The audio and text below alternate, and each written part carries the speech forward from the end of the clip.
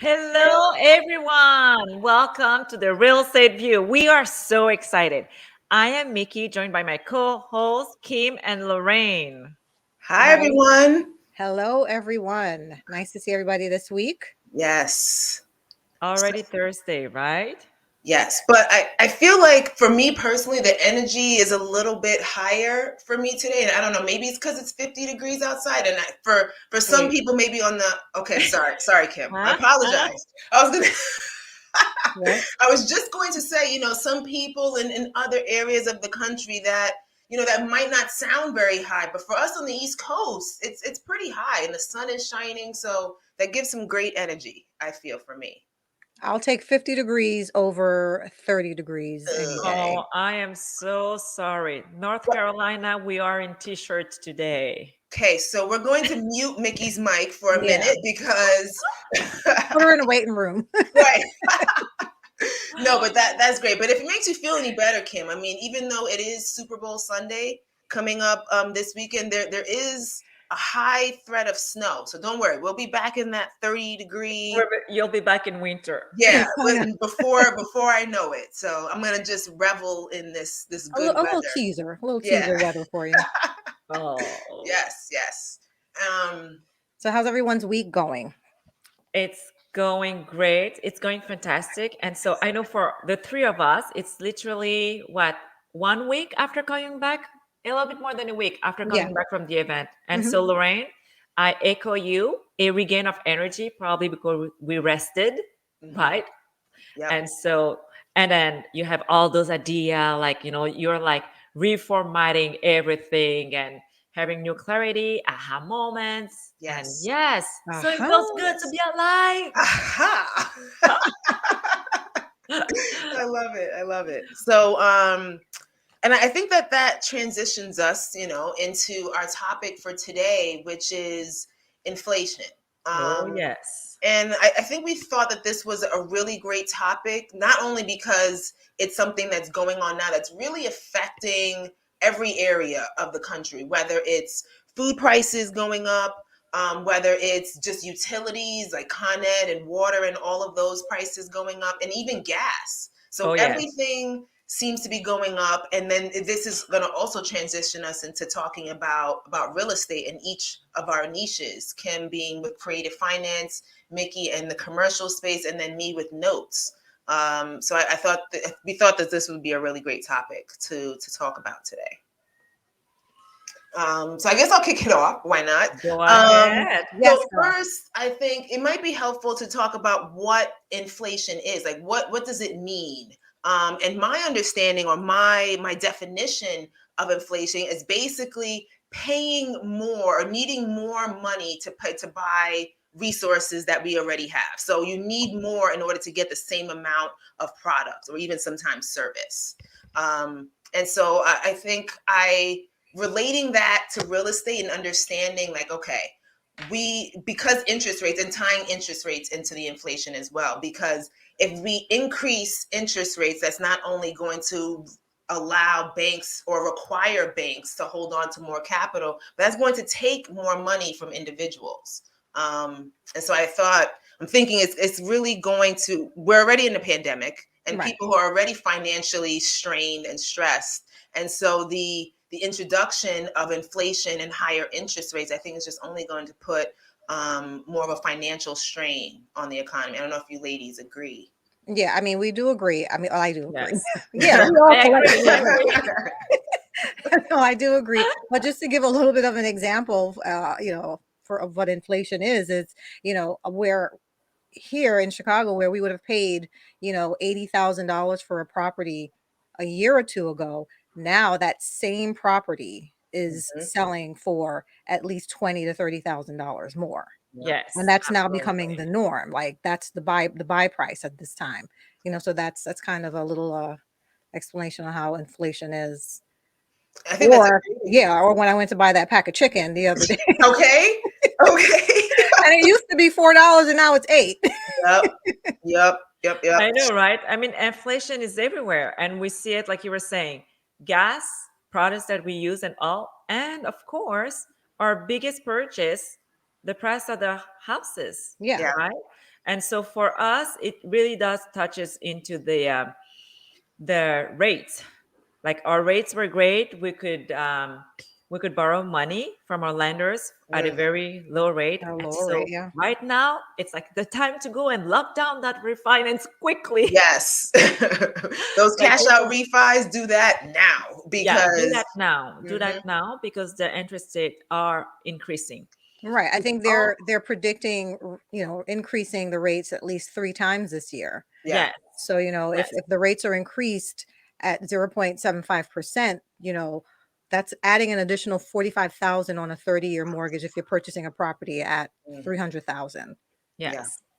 You I know? love how you're putting like these specific numbers to it because I think people really relate to. I mean, because we're talking about inflation, we're saying like prices are going up, you're going to need to spend more money, but it doesn't really hit home until you put like a dollar figure to it.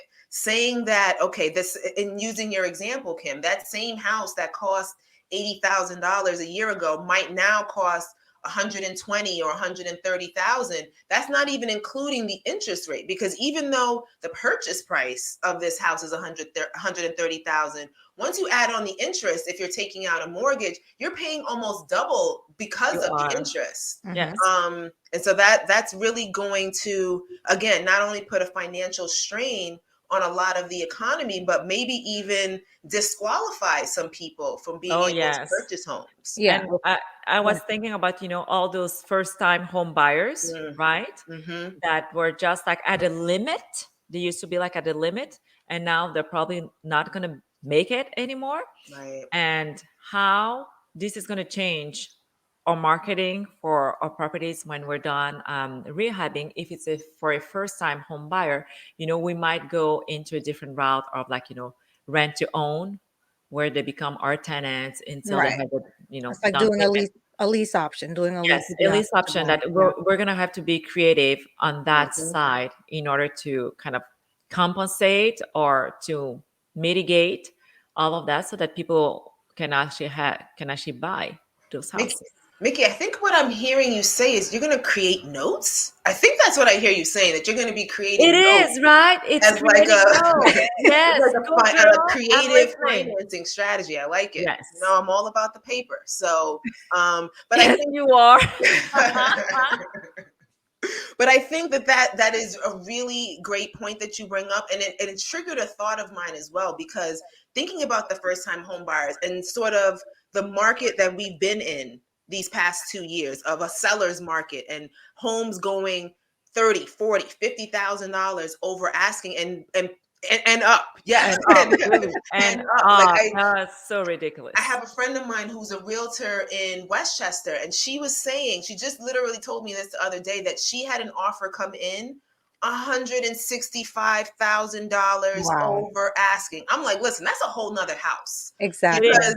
there It is is. no way to put in an offer of 160 like that. That's just crazy. But the reason why I'm bringing this up is those people who have been getting outbid for these properties that are going significantly over asking are now going to maybe sometimes find themselves in a different predicament of being able to qualify for these loans because interest rates are going up and because bank regulations or bank requirements are going to get more stringent because they're going in my opinion, I think they might be a little less or they might be more apprehensive for giving out money because they have to now retain more money in their reserves because of inflation and because of the interest rates going up. So there are a couple of domino effects, if you There is. will, Yes. Yeah. from this. I mean, especially, if there's a variable rate interest, Mm. Yeah, we were both like, Yeah. that mortgage that part. you have. I mean, Don't do they're variable. enticing. They Yes. are enticing, but they in situations like this, that's when the rates are increasing. Your mortgage is going to go up. So Yeah. there's a little bit of unpredictability. You don't really know, what it's going to be. From time to time, depending on the market, it's the prices are going to change. So I don't know. Like I guess this is going to have some sort of an impact on the foreclosures as well. Absolutely, absolutely. And to kind of thinking about notes and how it relates to the foreclosure system or the foreclosure process, we have, the performing notes and the non-performing notes mostly. So with performing notes, if they're already if they're already locked into a mortgage because they already have the performing note, then unless you're refinancing, you should be able to continue to make your payments. I mean, tying it back to inflation and the pricing of everything else going up, yes, that could affect performing notes as well. Because, I mean, in reality, if somebody has to choose between, putting food on the table or, making their full mortgage payment on time, we kind of already know what choice someone's going to make in that Yeah. situation. Yes. So yes, it could cause some performing notes to maybe go non-performing, and maybe the non-performing notes, if you're looking to sell these properties now, if you take back possession, you can possibly get a higher price for Yes. those properties now because Mhm. of the fact that we are in inflation and because interest rates are going up. So positive and some negative aspects of this, but it definitely creates an effect for Yeah, sure. I mean, positive for the investor Yes. and, Really positive for sadly, investors. negative for the homeowner. Yeah.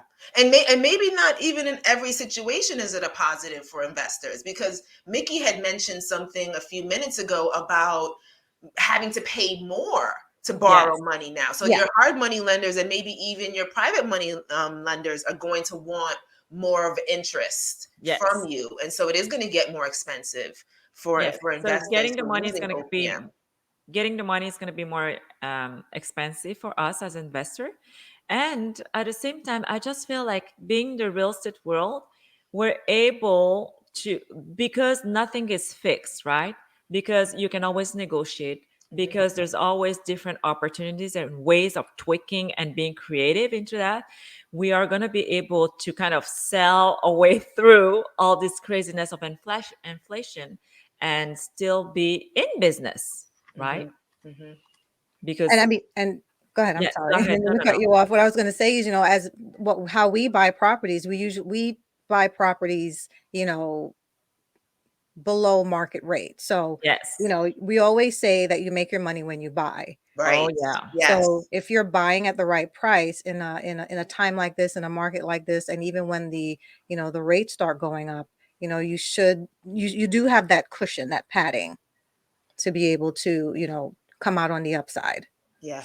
And also, especially, I'm talking here about, like, when we rehab, renovation, um, full guts and all, we don't hold those property for such a long time that the inflation actually have an effect on Right. us, right? So it kind of, because it's a short period of time, you're able also to mitigate on that loan. I mean, I'm glad you brought that up because that's a crucial It point is. Absolutely. in doing fix and flips is being able to get in and get out in a timely manner so Yes, that, you don't get caught up in that cycle because you don't know what the market's going to do, 6 exactly. months at a time, it changes. It And does. to piggyback off of that, in terms of trying to get in and out quickly, it's the materials that Yes, really sometimes prevent that from happening. And again, tying in inflation and how this affects the pricing of everything, it's affecting the price it of does. materials, of lumber, of all of these different things that are involved to try to get you in and out, to keep you on your timeline, so you aren't spending more money in holding costs and in fees to your lender and all those types of things. And I like the fact that you bring that up, because it is crucial for us to actually build that into our calculation, into our numbers, Yeah. that there is a high percentage, a higher risk, that our materials are going to cost us more. And so we are now, you know, even if you buy it super low the property, you have to factor in that your material is going to be more expensive, Yeah. and probably labor also, Yep. Mhm. and Yep. all of that. Yep. I mean, the So labor part I don't understand because I know I don't, maybe they're like, that's a I different have show. That's a inflation, different show. lady.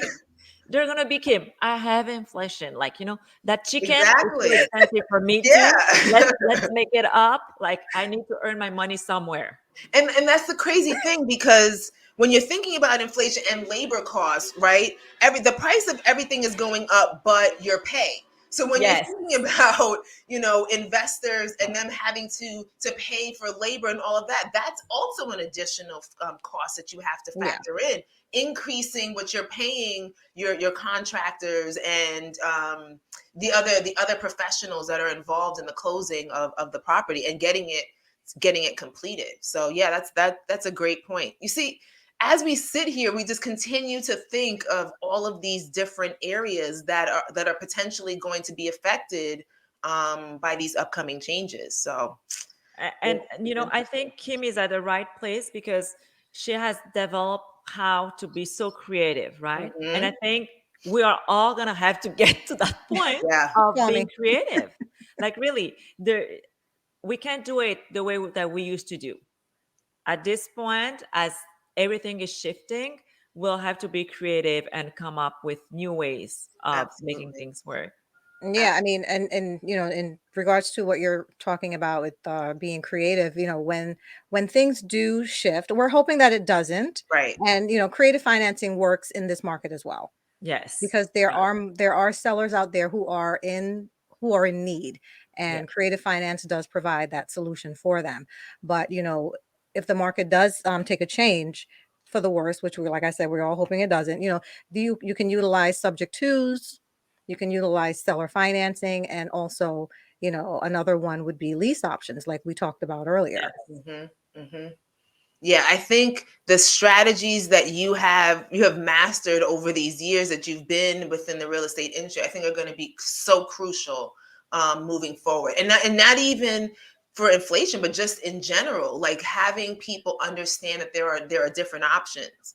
Because Right. yes, I mean, as a real estate investor, not every seller wants cash or wants a cash offer Yes. for their property, right?